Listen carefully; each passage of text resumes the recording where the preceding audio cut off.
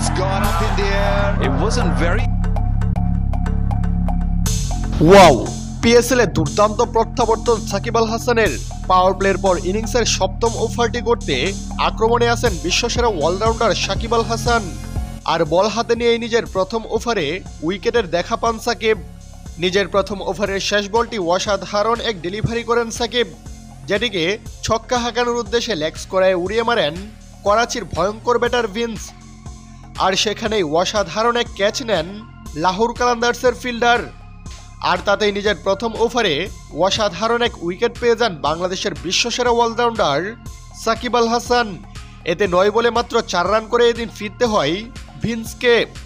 আর wicket পাওয়ার পর সাকিবকে এসে জড়িয়ে ধরেন লাহোর কালান্দার্সের সকল খেলোয়াড়রা।